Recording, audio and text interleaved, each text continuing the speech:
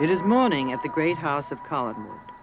A night has passed that will cause many horrifying results for those who live here. For a witch hunter came back from the dead to right an ancient wrong. And during his exorcism, the devils flew from the witch. And now her husband, innocent and blameless, waits.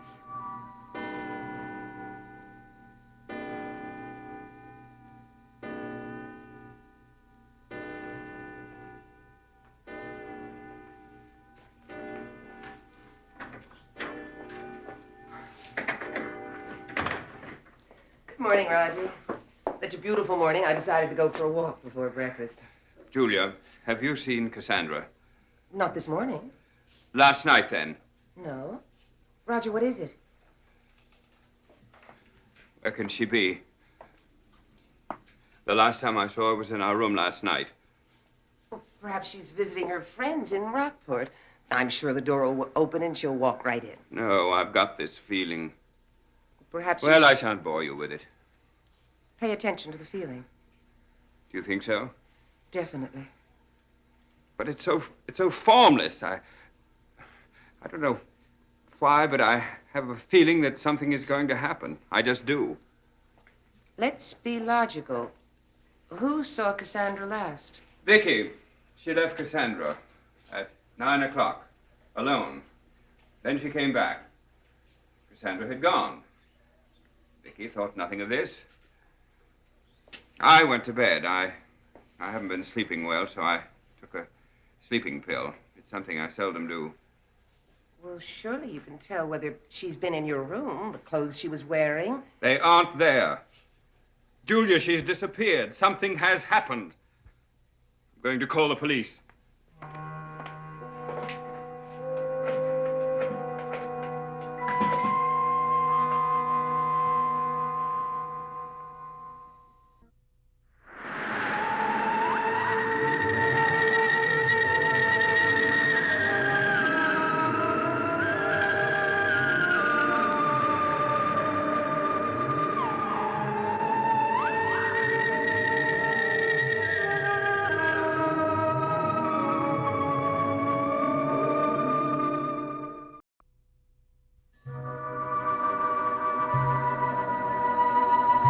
A night of horror at Collinwood.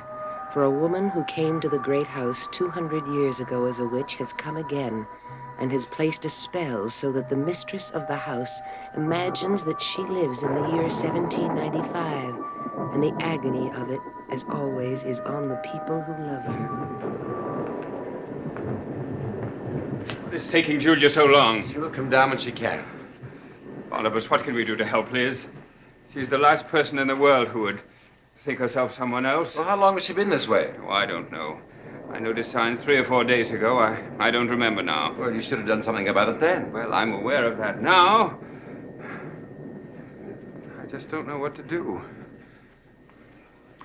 Well, Elizabeth has thought herself as Naomi Collins. Surely that can't be true. Yes, I can't understand that. She told me, yes, that she was Naomi Collins. I heard her myself. Naomi Collins didn't take any poison. Yes, she did. No, I looked it up in the family history. She died very peacefully.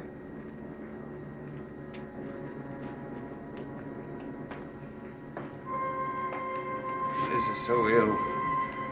What if she dies? Roger. What would it be like without her? I can't even think about it. Nor can I. I'm going up to see. Surely Julia will be able to tell us something. You mustn't go up yet. Now, she'll come down when she can. What was she doing in the tower room? And how did you ever know to find her there? That is odd, isn't it? Intuition, I suppose. Well, thank heavens you did. I would never have thought of it. No one's been near there for years. Some terrible family legend about that place. It does look like that kind of place, doesn't it? Legend has it that someone was locked away up there, poor devil. I never knew who it was. Oh, of course, it's been years and years ago.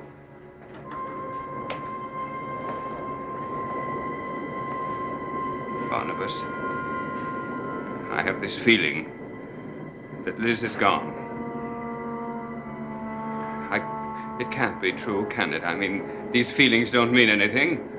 We will trust not. We will hope not. Where is Julia? Why doesn't she come down?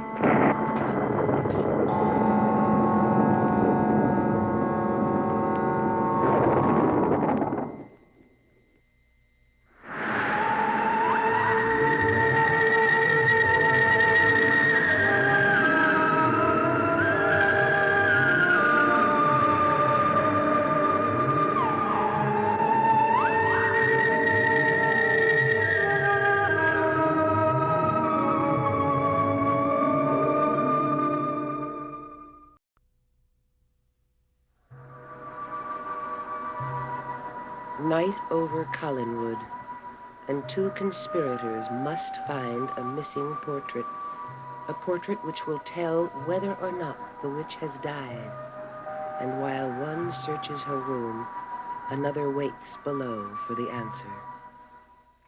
Oh, it's no secret, Julia. Cassandra hasn't been as happy here as she might have been. Perhaps we should have left Collinwood, taken a place of our own. Did she want to? Well, she knew that I didn't want to. Oh, I've been selfish. My life here is so settled, it's been difficult for me to realize that it must be hard for someone new to fit in here. And she has no responsibility. Mrs. Stoddard runs the house. Exactly. You can't imagine how active Cassandra could be. Yes, I can. Oh, I see now how she's behaved oddly. She's done several things that have puzzled me, rather. One thing in this particularly. Do you remember this picture that Vicky bought? Yes, of course I do. I haven't seen it in some time. Well, that's what's so peculiar. Neither did I. And then this afternoon, I found it locked in a closet. Something has happened to it. Yes. The colors have faded dreadfully. Do you remember how vibrant they used to be, Julia? Yes, it has faded, hasn't it? You can hardly see the portrait. It's as if someone had left it out in the sun. No one has, of course. I can't understand why Cassandra would lock it away. Well, I'm going to take it into town and see if it can be restored. Vicky has every right to be unhappy over its present condition. Visitors at this hour? I'll get it. Thank you, Honest. Perhaps it's the police. With news.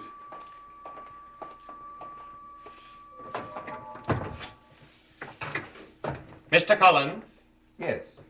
I should have recognized you anywhere. You are Cassandra's husband. Cassandra? No. I am Roger Collins. Who are you? Oh, Mr. Collins, what a pleasure. I've looked forward to this moment ever since I first heard of your marriage. I am Nicholas Blair, Cassandra's brother.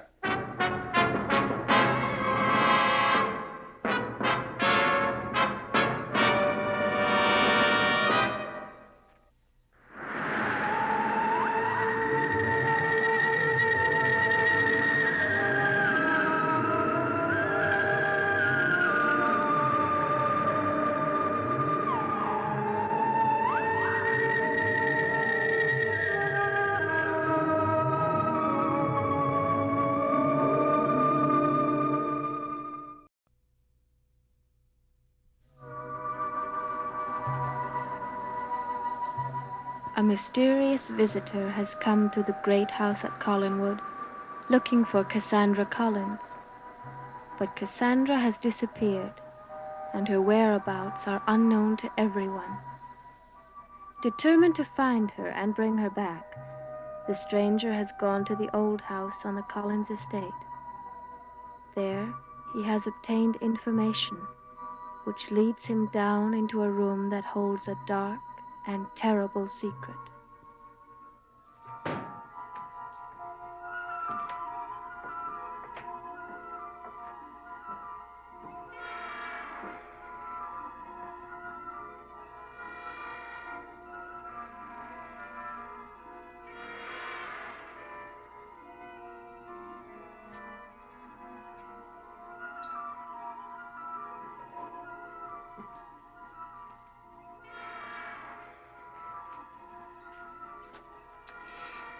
The Reverend Trask, I presume. Where is Cassandra? What have you done with her? Don't you know I'll find out? Don't you know you cannot resist me? You soon will know, if you don't know. Well, Reverend, you are of no use to me in your present state. So I command you to come back from the grave. Appear before me in this room as you really are. Now, Reverend. Now. Who summons me? Appear before me. Who are you? You do not know me. And why do you summon me? I have commanded you, you will appear.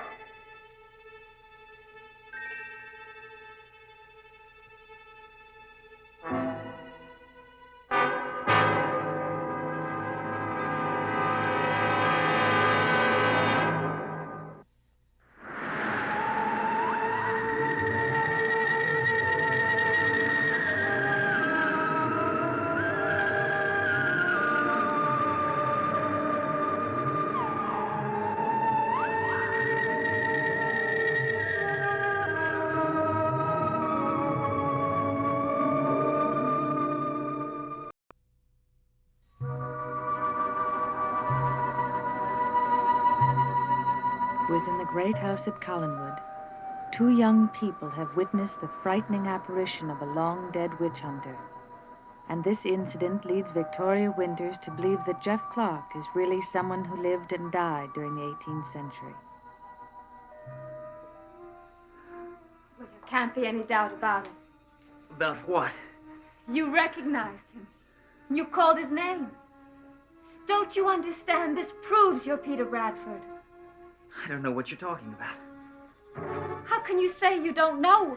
We both just saw him standing there. Saw who? Reverend Trask. Vicky, who's Reverend Trask? You came into this room and you saw him, you called his name. That's impossible. What's impossible is that you can't remember something that just happened a minute ago. No, what's the matter with you? You think I'm lying? I don't know. I'm not. I just don't remember anything. All right. It doesn't matter if you don't remember, because I saw what happened. I saw you recognize him and call his name. And that proves beyond any doubt that you are Peter Bradford. Stop trying to tell me that I'm Peter Bradford. I've got enough trouble trying to understand what my recent past is. You telling me that I'm 200 years old. Just leave it alone. Just leave it alone.